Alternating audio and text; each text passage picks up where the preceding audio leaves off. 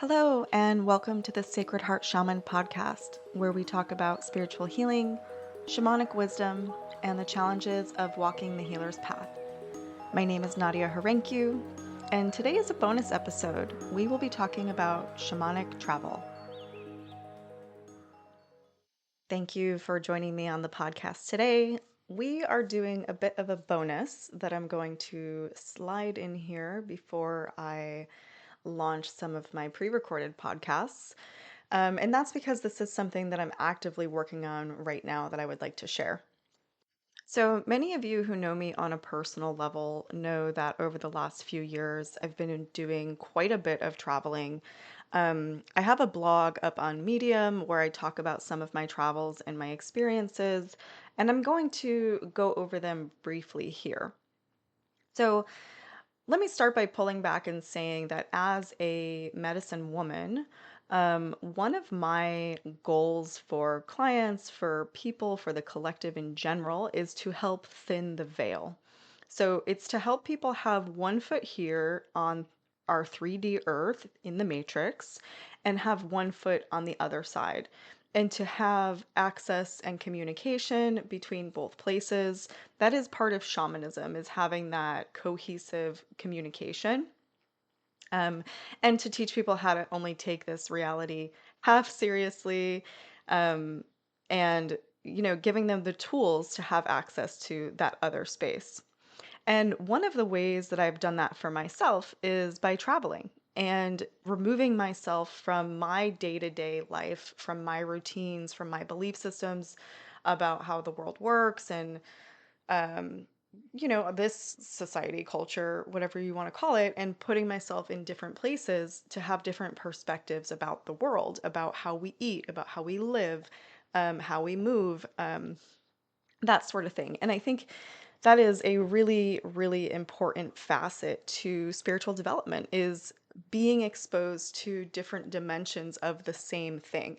So take food, for example, right? The way that we live and eat and treat our food is very different here in America than it is in Europe, where grocery stores, you can go down there and get a lunch, a sandwich with an apple and a smoothie and a snack for like 350. Um, and you walk to the grocery store, which takes 15 to 20 minutes, or you can go to the markets where people bring in food from the countryside. Um, but we have these farmers markets here where we maybe have like one farm that brings in their produce and it's super expensive. And the cheapest place to buy our food is the big grocery store, and it's to buy it in bulk, and it's not quite ripe and it's hard to get organic. Like the way that we treat our food is so different in different places, that being exposed to other ways of doing things really makes you question, like, is this actually what I want? Is this actually what I like? Is this necessary? It's just part of the spiritual expansion for me, and for most people, I believe. So traveling is super important. And I started getting the call to travel about 10 years ago, maybe longer than that, 12 years ago. And it started with something relatively simple. It was Hawaii, and I felt like the islands called me. And every year I had to go back there. I often stayed in a tent, um, for free or very little money, and just kind of communed with the land. And I felt like every time I went, the land was helping me heal something. It was helping me overcome something.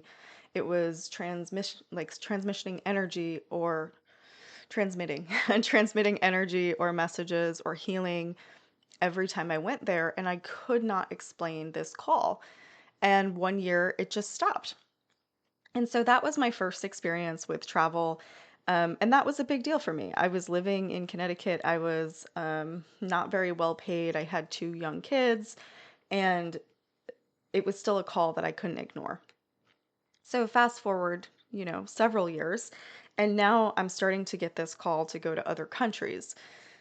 Every country has been a very, very different experience for me. The first time I left the country by myself was going to Mexico against everybody's wishes. And before this trip, I had a severe gallbladder attack. I needed to have it out.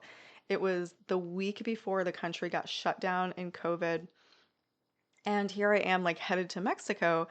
Now, I got on a plane with like five other people. I stayed at this beautiful resort and there was nobody there. So I had people waiting on me like royalty. I mean, I was absolutely incredible.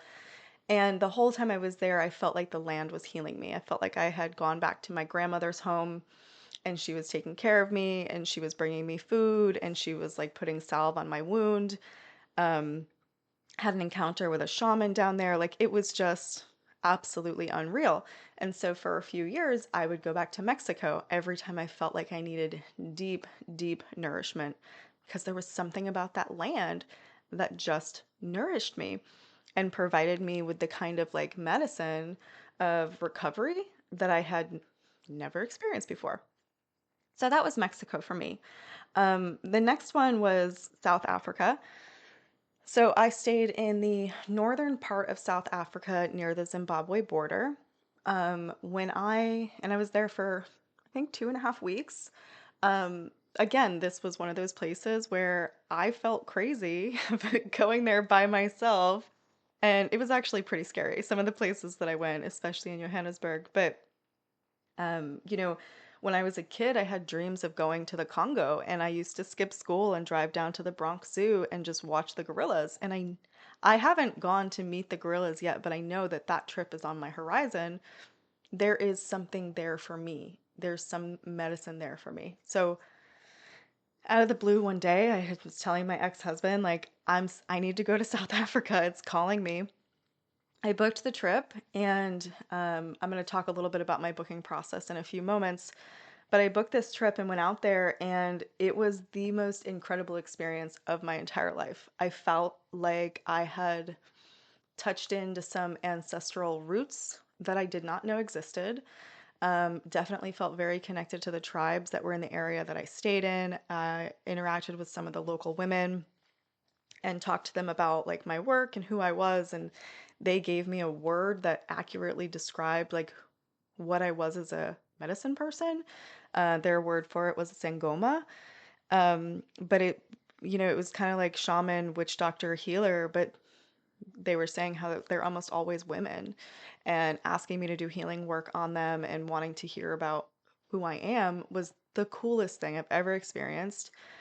And then I was having these like very visceral dreams about being kind of like a witch doctor. It was a very old world medicine connecting me back to my original roots as a human here on Earth. Um, and I left that trip feeling like I had a better sense of who I am and what I'm here to do and the power that resides inside me. Um, it was incredible. And then, of course, every day being out there on that land and connecting to the land itself and the animals and the spirits, probably the most primal energy I've ever been exposed to. It was, I mean, just incredible.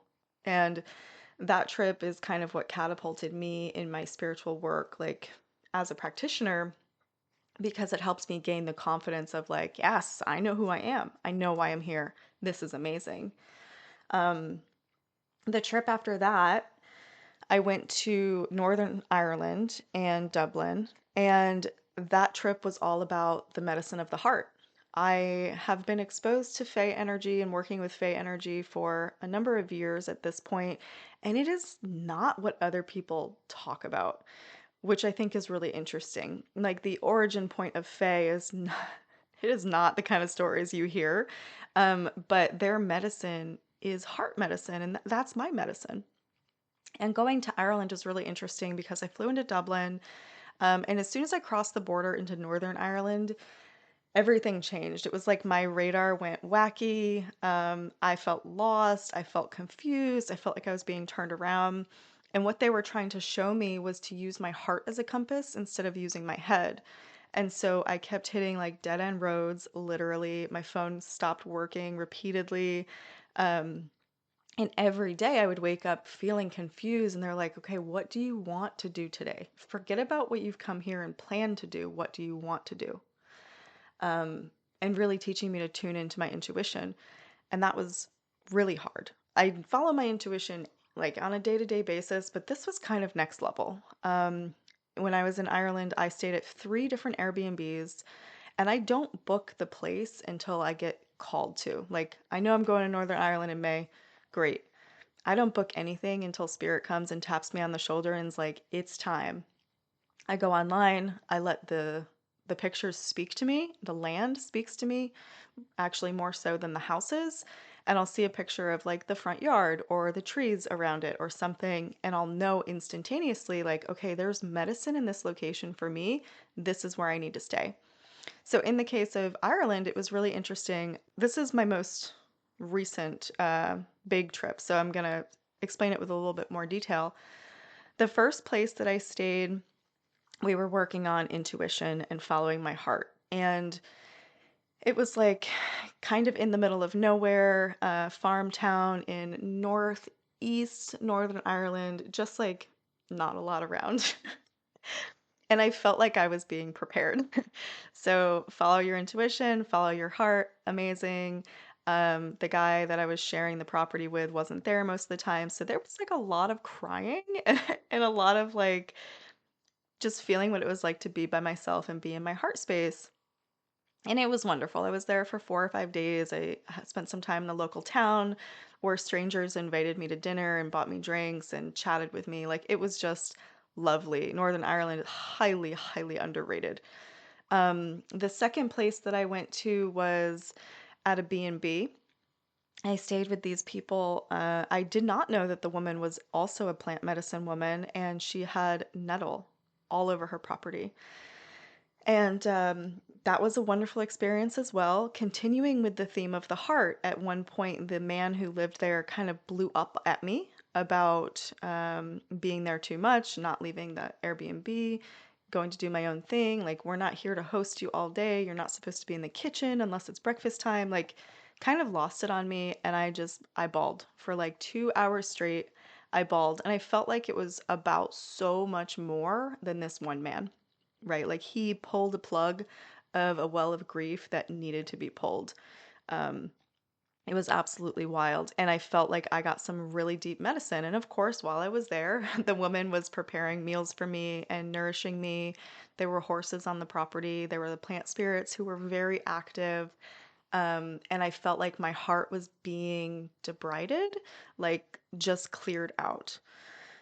The final place that I stayed in Northern Ireland was an Airbnb that was on the other side, so on the west side.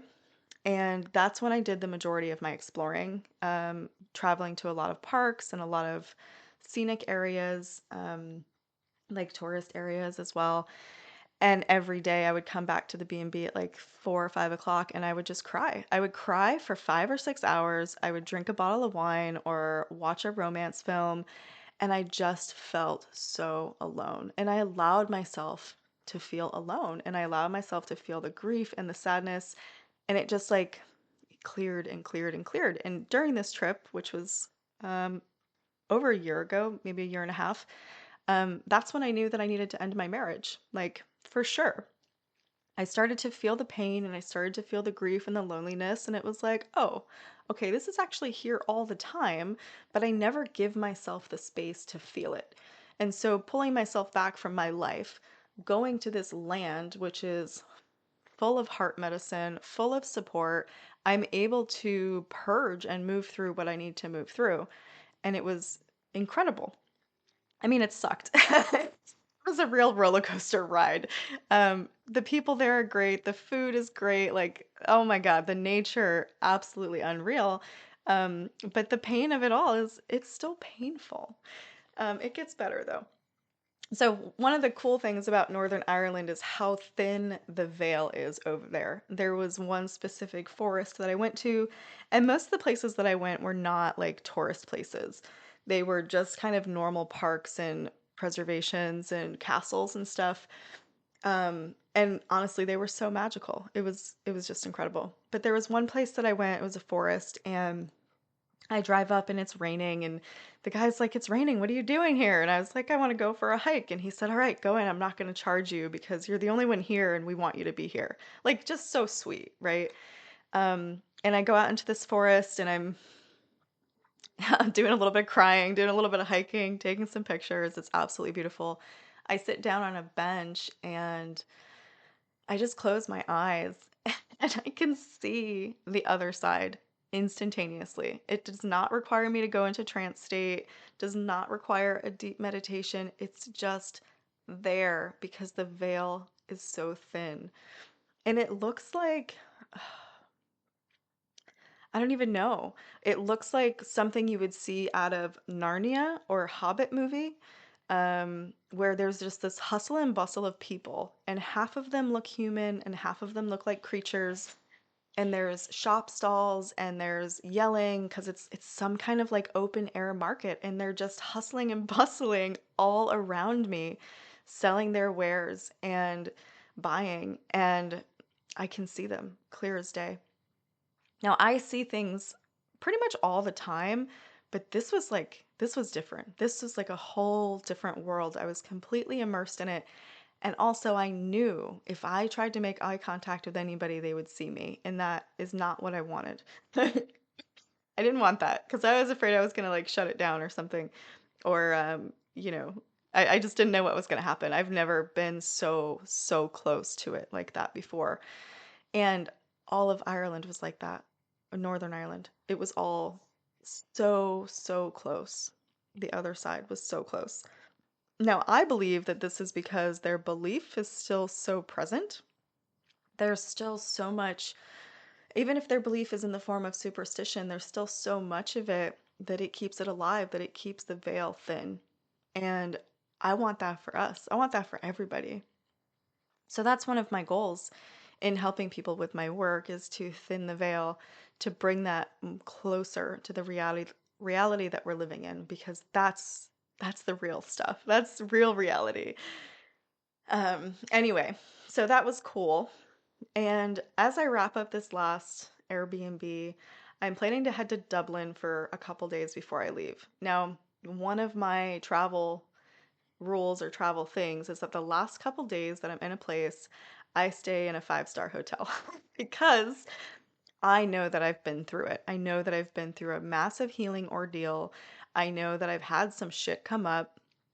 I'm usually tired. I'm sick of feeding myself. I'm sick of taking care of myself. Like, please just hold me so that I can recover from this experience. And Dublin was no different. I stayed at a beautiful hotel. However, the medicine was not done with me yet. So this hotel was like a renovated quarters. Like it used to be a place for, what's the word? Despondent women, displaced women.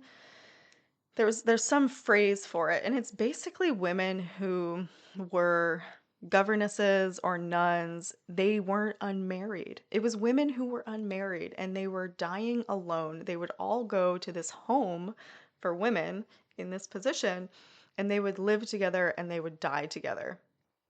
Listen, they don't advertise this on their website. I had to go hunting on the internet because of the experience that I had on the last day that I was there.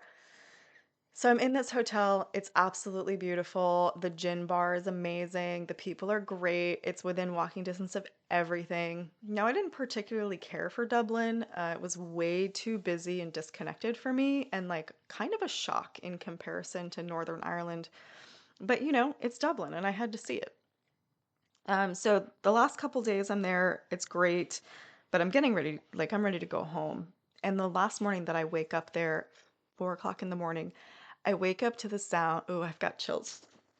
I wake up to the sound of a woman sobbing. She is sobbing in the bed next to me, and I feel her there, and I'm holding space for her, and I feel her grief because I have just spent the last 2 weeks sitting in this grief, and I know it well. And my heart resonates with her heart, and I feel like she's been witnessed, and then she crosses over. And I was like, oh my God, what was that? Like, clear. Again, I see dead people pretty frequently, actually, but this felt so real. It felt so in my space, on my bed. Like, holy crap, I just heard the bed creak because she was sitting on it with me. Um, Kind of just a next level interaction. And I don't feel any particular way about it. Sometimes I feel creeped out after those interactions, but this one was like, oh, okay, that makes sense. I've just gone through heart medicine and heartbreak, and here we are. This woman needed someone to witness and hold space for her. And I've done that, and now she can cross over. This feels great. So I'm packing my stuff up. I go down to the front counter to check out. At this point, I don't know what this building used to be. Okay. And I'm checking out and I'm talking to the guy at the counter and I'm like, is this place haunted? Like, what did this building used to be? And then he told me what it used to be. And I was like, oh my God. And I told him about my experience with the spirit. And he was like, thank you so much for telling me that. I had an experience with spirits when I was a little boy, and I've been too afraid to tell anybody my entire life. And he told me all about it. And I was like, sir, that was real. These things are real. I experience them every day. We talked a little bit about my work and about what I experienced in the hotel room. And he was just beyond grateful that I had the courage to reach out and share with him what experience I had. And it was just like, it was the most touching moment and also the perfect wrap up for my trip. Like, I did this big healing work, which was not fun, but then it allowed me to hold space for someone who needed to have space held for them so that they could cross over to the other side. Like, they were stuck here because their grief was so big and painful. Their spirit was literally trapped. And if I had not done that work, I would not have been able to move them over. Whew. I still have goosebumps. This story just hit me so hard. And I remember I'm like waiting for the bus and I'm calling all of my friends and leaving them voice notes. And I'm like, you wouldn't believe what just happened to me at this hotel. It was just so cool. So that was my trip to Northern Ireland, which has the medicine of the heart. I cannot wait to book a group travel to Northern Ireland and help people experience that because whew, that was amazing. Um, and then my next trip was to Peru. My next solo trip was to Peru. I had some stuff happen in England and in Scotland, but I went with my family, so it was a little bit different. In Peru, my experience was being kind of in the astral field for the entire time I was there, maybe 3 weeks. I never felt like I could put my feet on the ground. Working with tobacco, like as a medicine, did not help me at all. I felt like I was yeah, just like kind of trapped in the astral space a little bit. So the medicine, at least of the Andes, is very astral medicine, which is like a higher plane, higher vibration kind of medicine versus the grounding medicine that I typically experience and work with. And that would be the trees, the land, the jungle. Peru, at least in the area of Pisac and Cusco, is very air based, like very, yeah, I guess astral is the only way to put it. So that had its own unique flavor, and that whole experience is its own story that I will not go into right now because I still feel like it's unpacking. But my point about talking around travel is that travel is medicine. It is medicine because every land has its own spirit and its own history and its own rocks and minerals and plants and trees and all of those things have their own medicine that they carry in this world. And although there are some things we can tap into remotely, like in the spirit realm, there is so much more that can be accomplished when we go there in person in the 3D. I think a lot of times in spiritual work, people get really wrapped up in the capabilities of the quantum field or remote healing, and we are grossly missing the benefit of real time, in person healing work. And there are some things that can only be transmitted in person. And so this leads into what I'm working on currently, which is international travel in the group space. So I've been having these experiences with travel over the last few years that have changed my life. And every time I return home, I do so a completely different person. My work changes, the way that I live changes, the way that I interact with people and the world, and my ability to help others and hold space for others is completely transformed. And I've been wanting to share that with other people. I've been wanting to share this profound experience that is international travel. And it seems that there's a lot of fear around traveling by yourself. There's a lot of fear of unknown. There's a lot of fear of change and transformation in general, because that's part of change and transformation is I don't know what this is going to do to me and turn me into. I don't know what part of me is going to have to die so that I can be reborn.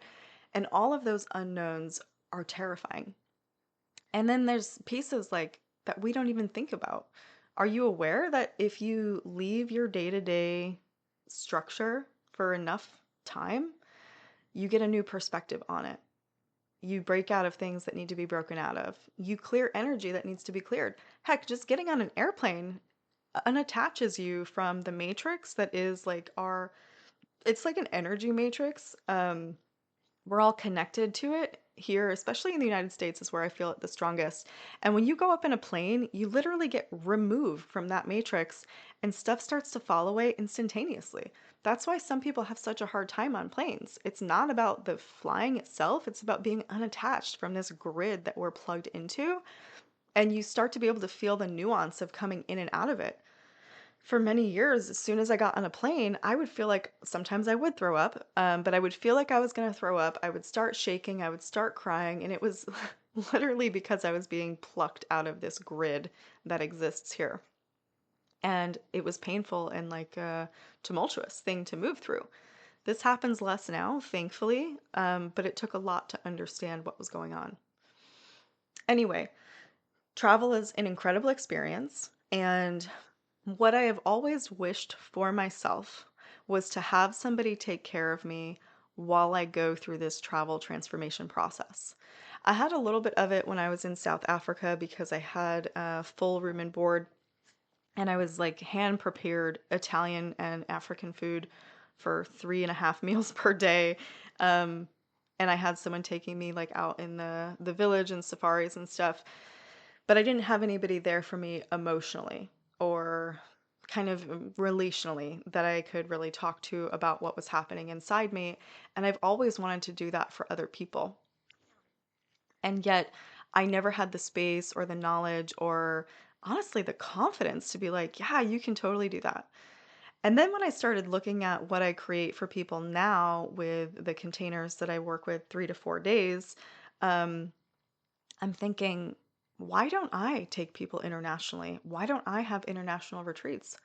Why don't I provide this nurturing, supportive container for people to unravel and unfold while being taken care of, while being seen and witnessed and loved and supported so that this stuff moves fast? So they don't have to spend 4 or 5 hours each night crying into a bottle of wine, watching a romance film by themselves, 50 miles from the nearest town. Don't get me wrong, I would not take back those experiences for anything. I personally think they were wonderful, but they were so hard. And transformation doesn't have to be hard. Why can't I mix that with pleasure? Why can't I take a group of people to Italy and we will have an Italian chef prepare these large meals for us multiple times per day where there's a pool and a sauna and everybody gets a massage and there's 600 acres for us to explore on bike or horseback or walking, and then you have a coach or two or three to unpack with. You have activities that help you explore your imagination and explore your inner landscape. You get a wine tasting on Wednesday, and on Thursday, we go to Barcelona. Like, oh my God, why don't I do that? So I decided that I am. I'm doing my first international trip with other people. It is wellness retreat meets shamanism meets freaking pleasure and transformation. I want to create a container where people can go to unravel, to expand, to transform, but to do so with pleasure and play and support and nurturing. We all deserve that. So, right now, I am launching my first international retreat. I am so excited about it. It's going to be in Tuscany. Everything is going to be included, and the basis is pleasure and transformation. It's doing this personal work in a fun way. It's helping you build the courage to leave the country and do something that is for you, something that you deserve, that we all deserve, and doing it well.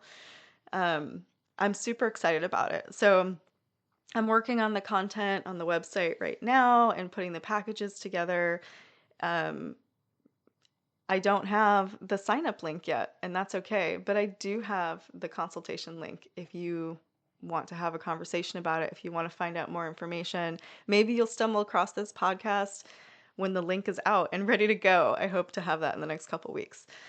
But if you are interested in joining me in Italy, if you want to go on an international retreat of transformation that involves so much pleasure and play, now is the time.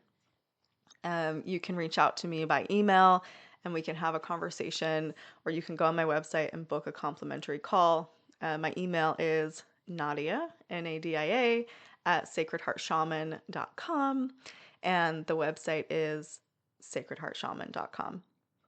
So, thank you for listening to my rambles today about travel.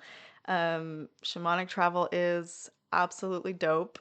Highly recommend it. Cannot wait to share this experience with other people. Um, and I hope to see you next time. If you enjoyed this podcast and want to know more about me and my work, you can find me at www.sacredheartshaman.com.